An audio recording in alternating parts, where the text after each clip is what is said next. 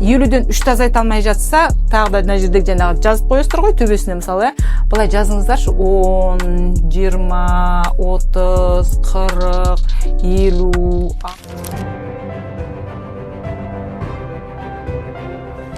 Сәлеметсіздер ме тағы да? Айнагүл Дәуіт, сенің атың жылдамдық есі кітаптарының авторымын. Міне осы кітаптан қазір 2 сыныптың есептерін шығарып жатырмыз.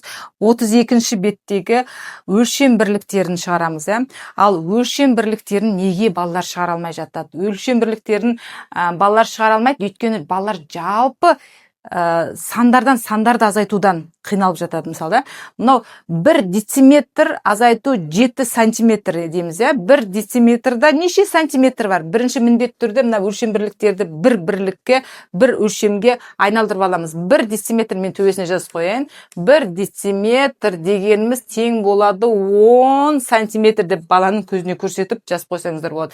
Ал 1 дециметрді 10 сантиметр болса, онда біз мына 1 дециметрді 10 сантиметр деп көреміз. Онда 10 сантиметрден азайтамыз, 7 сантиметр болады, 3 сантиметр.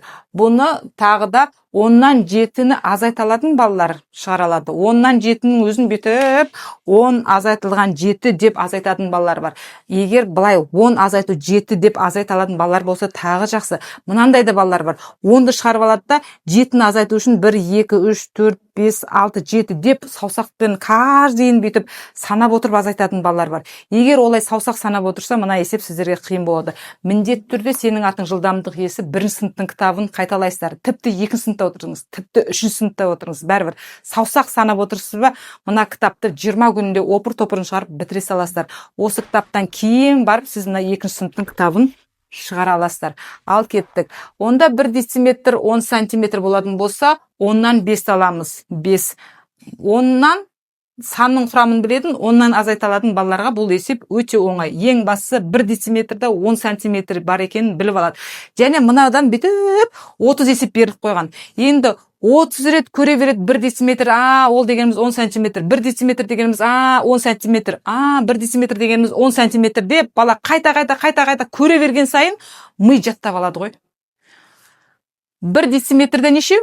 10 сантиметр, одан 4 алсақ 6 сантиметр. 1 дециметрда неше? 10 сантиметр, одан 3 алсақ 7 сантиметр. Кеттік ары қарай. Енді ары қарай 2 дециметр кетті, біз енді жеңілінен ары қарай ақырындап 2 дециметр. Мен 1-ден 3 дециметр деп бере салған жоқпын, 2 дециметр.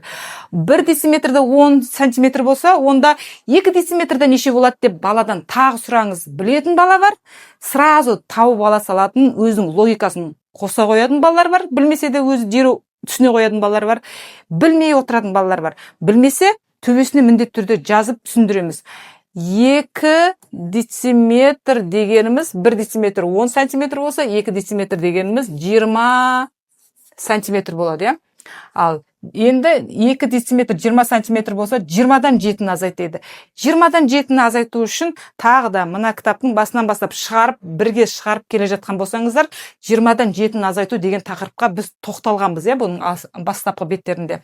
13. 20-дан 10 алсақ 10 сантиметрін қойып кетейін. Міндетті түрде мына сантиметрлерді жазуды үйретіңіздер. 20-дан 12-ні азайтамыз. 20-дан 10-ды азайтамыз. 10, 10-нан 2-ні азайтамыз. 8. 8 сантиметр. 20-дан 15-ді азайтамыз. 20-дан 10-ды азайтсақ 10, 10-нан 5-ді азайтсақ 5 сантиметр. Бұл бізде міне 32-ші беттегі 2 қатар. Енді қалған 2 қатарын қазірмнан өшіріп тастап шығарайық.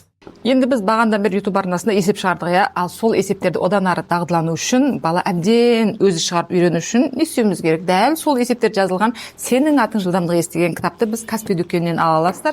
Әр сыныпқа арналған, 1 сыныпқа арналған, 2 сыныпқа арналған, 3, 4 сыныпқа арналған кітаптар. Одан бері бізде көбейту жаттайық деген кітабымыз бар.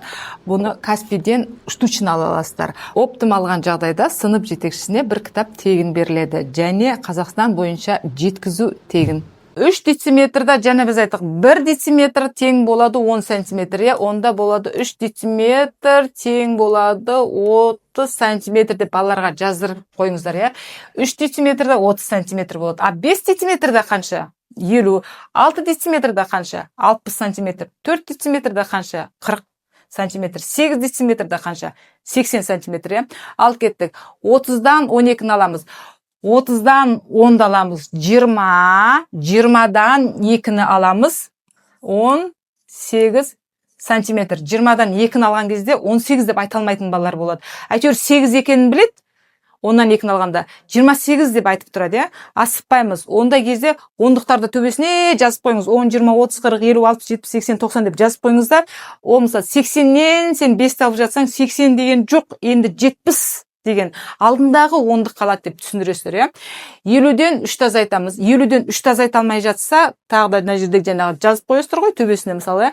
Былай жазыңыздаршы: 10, 20, 30, 40, 50, 60, 70, 80, 90 деп былай жазыңыздар. 50-ден 3-ті азайтқан кезде 57 деп айтып тұратын балалар болады.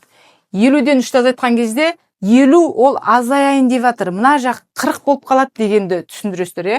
50-ден 3 сантиметрді азайтамыз. 47 сантиметр. 60-тан 25-ті азайтуымыз керек. 60-тан бірінші 20-ны азайтасыздар. 40. 40-тан 5-ті азайтасыздар. 35 сантиметр. 40-тан 6-ны азайтамыз. 80-нен 37-ні азайтамыз.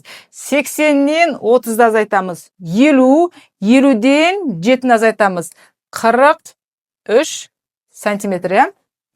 Ал кеттік. Енді келесі мына 4-ші бағанда метр берілген. 1 метрда 100 сантиметр бар. Төбесіне міндетті түрде жазыңыздар. 1 метр тең болады 100 сантиметр деп жазып қойасыздар. Міндетті түрде метрді сантиметрге айналдырып аласыздар.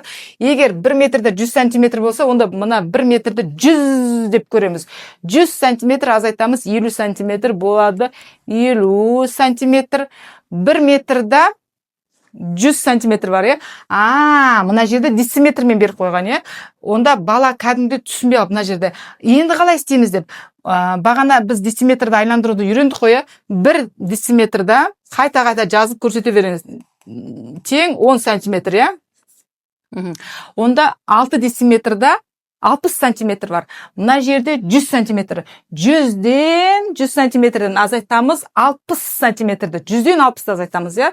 40 сантиметр. Бұл жерде барлығын сантиметрмен өрнектейміз, иә? Сантиметрмен өрнекте деп қойылған.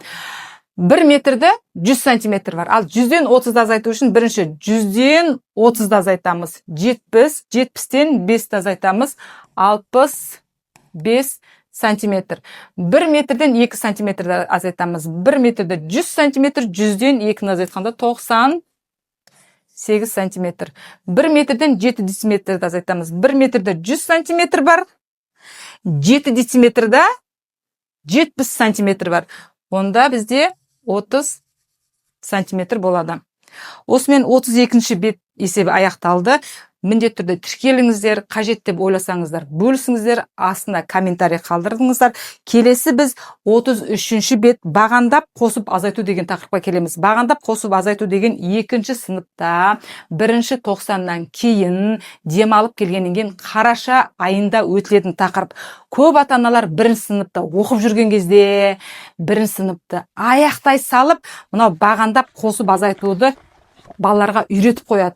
Бұл ең үлкен қателік. Егер баланы бағандап қосып азайтуға үйретіп қойсаңыз, бағанадан бер басынан бастап біз 100-ге дейін сандарды ауызша қосып азайтуды үйретіп қоя, соны бала үйренгісі келмей қалады. Бойы бағандап қосып азайтуға үйреніп қалады. Бағандап қосып азайту дегеніміз ол бірлікке бірліктерді ғана қоса салу, бірлікпен ғана жұмыс жасау. Ал біз ауызша қосып азайту деген мектептің бағдарламасында ауызша қосып азайтып, бүкіл осы есептерді араластырып, бүкіл қыркүйек қазан айында сіздерді 100-ге дейінгі сандарды ойша, ауызша қосып азайтуға үйретеді. Сондықтан қыркүйек қазан айларында берілген есептерді бағандап үйретпеңіздер. Өйткені мектеп сіздерге бағандап азайтуға, бағандап қосуға тыйым салады. Мектептің бірінші 90-ында ондай бағандап қос, бағандап азайт деген есеп жоқ. Бағандап қосып, бағандап азайту қараша айында басталады. Сондықтан қараша айына дейін бағандап қосуды азайтуды шығарып үйренгілеріңіз келсе, ең бірінші 100-ге дейінгі сандарды ойда көруді, ойша қосып азайтуды үйреніп алыңыздар, иә? Мамалар, сіздер балаларыңызға көмектесіп жіберіңіз керек. Үйде бойларыңызды артық есеп шығаруға үйретіңіздер. Сау болыңыздар. Келесі кездескенше.